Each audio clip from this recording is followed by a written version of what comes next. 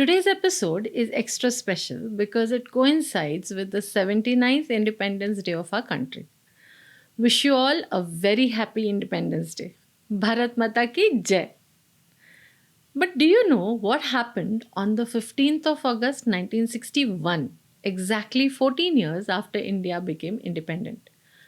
An IS officer called KG Badlani was designated as the Prime Minister of Dadra and Nagar Haveli by a unanimous resolution passed by its Varishtha Panchayat.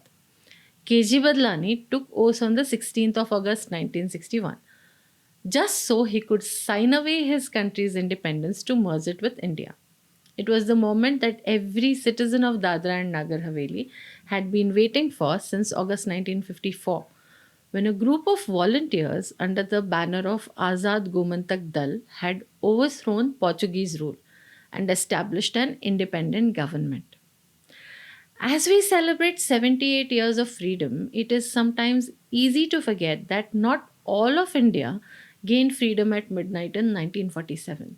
There were still pockets of our country that were occupied by French and Portuguese colonialists. Today, I bring you Uprising by Nilesh Kulkarni, which is a book that tells the story of the liberation of Dadra and Nagar Haveli, the successful people led armed struggle that we've never read about in our textbooks. Let's switch on the reading lamp.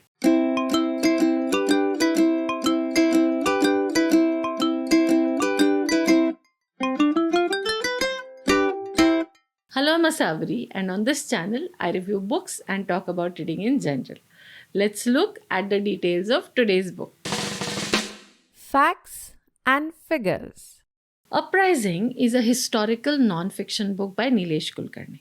It was published in August 2024 by Westland Nonfiction, an imprint of Westland Books. 250 pages long, available in paperback and Kindle formats. The link to buy the book is in the first pinned comment and in the description below the video. Now, the actual contents of the book, but no spoilers, no worries, just The cover story. Uprising chronicles a remarkable yet often overlooked chapter of Indian history. In 1933, the Prime Minister of Portugal had established Estado Novo, or the new state, which defined Portugal as a multi continent country spread across Europe, Africa, Asia, and Oceania. Although the rest of India became independent in 1947, the Portuguese were still deeply entrenched in Goa, Daman and Diu, and Dadra Nagar Haveli. Even in 1954, the citizens of these places were still oppressed by these extortionist and cruel colonial occupiers. Since Portugal was one of the founding members of NATO, it was feared that any military action by India against the Portuguese territories would result in a confrontation with the other NATO countries. The new Indian government was reluctant to strain nascent diplomatic bonds. Therefore, it was left to the ordinary civilians to take matters into their own hands and rise up against their Portuguese rulers. The odds were not in their favor.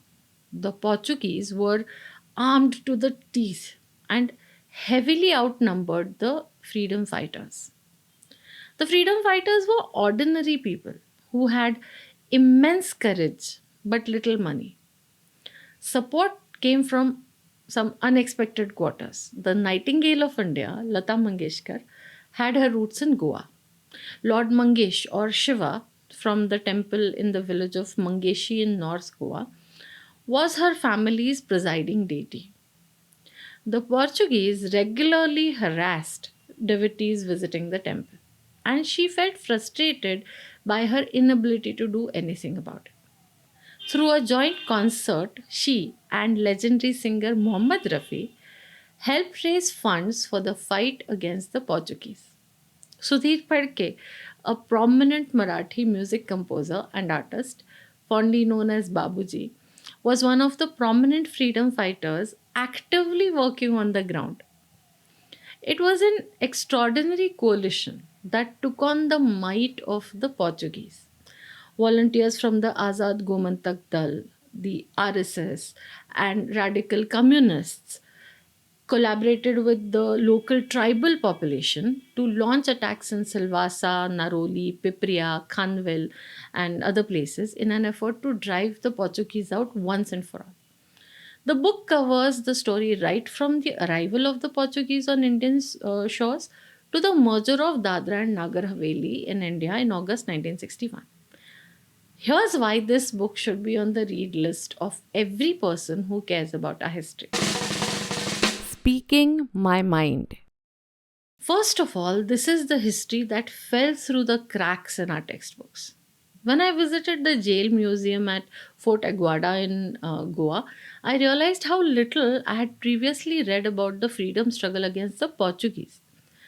Although this book focuses specifically on the liberation of Dadra and Nagar Haveli, it is a part of the larger story of the fight against the Portuguese. Armed revolution was a huge part of our freedom struggle, which has somehow always been relegated to the footnotes in our history textbooks. Probably because most of the revolutionaries lost their lives in the fight for freedom. And when they lost their lives, we lost their stories. The story of the liberation of Dadra and Nagar Haveli is also important because it is the only successful people led armed freedom struggle. Not only did the freedom fighters successfully take the territory from the Portuguese, but also they retained it, administered it for a few years, and then merged with Free India. Also, many of the freedom fighters survived and lived to tell their story. In spite of that, this is the first mainstream book on this chapter of our history that I've seen. I don't know what to make of that, but I'm immensely grateful to the author for bringing the story to us, at least now. Which brings me to the second point, which is the scope of the story covered in this book. It's not just a chronicle of events. In just 250 pages, the author covers every aspect of this fight, the history from the arrival of the Portuguese to the expansion of their rule and the exploitation that they did, the planning and coordination of the armed resistance, the raising of funds for the fight, the procurement of arms and ammunition, the politics of diplomacy that forced ordinary civilians, teachers, farmers, singers to physically take up the fight for the freedom of their country. It also answers the question of if we became free from British rule in 1947, why did we not throw out the Portuguese at the same time? In very few clearly laid out pages, the author has explained the legal fight in the International Court of Justice and how even treaties signed as far back as in the 17th century affected rulings in the 20th century. There is little that is not covered in the book because of three, the depth of research in this book. Nilesh Kulkarni has studied old correspondence, historical documents, photographic evidence, memoirs, visited the places where different events occurred, and talked to hundreds of people connected to the story, many of whom had actually participated in the active fight. In fact, one of the leaders of this struggle was also very much alive at the time of the writing of this book. Which brings me to the fourth and last point, that the freedom fighters put everything on the line, including their life and limb, simply because they felt they had to do it for the freedom of their country. None of them were looking for glory or any kind of accolades for their contributions, which is why most of them remain unknown, unsung. It is up to us to acknowledge their contributions and thank them for the freedom that we enjoy. Reading their story and telling it to our youngsters is one of the ways to do that. Now, here's a quote from the book, which I chose more because it took me by surprise and made me smile. Quote unquote. When Silvassa, the capital of the territory, came under the control of the freedom fighters, they sent out a telegram from the post office as a confirmation of having successfully taken it over from the Portuguese. The first communication sent out from the post office under the new regime was a two-word telegram from Phadke, that is the music composer Sudhir Phadke.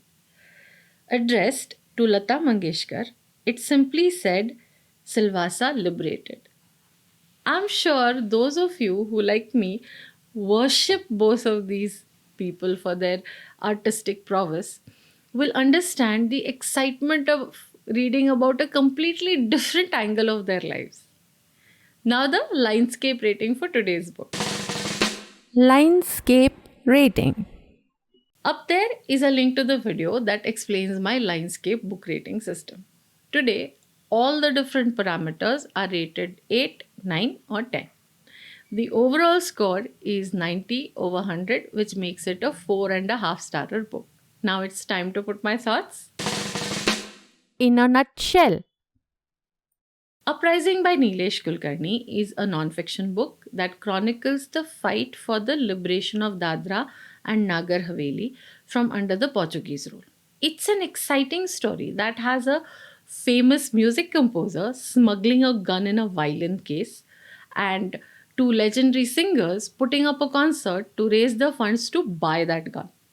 It's a never heard before story of our freedom struggle. It's a 4.5 starrer book that I'd say you must read. Do visit the Reading Lamp every Friday for a fresh book review. If you like this episode, please give me a thumbs up, hit the subscribe button and the notification bell icon, and share with your friends and family. The more, the merrier. This is Asavri signing off for now. Until the next time, have fun under the reading lamp. Switch on, read on.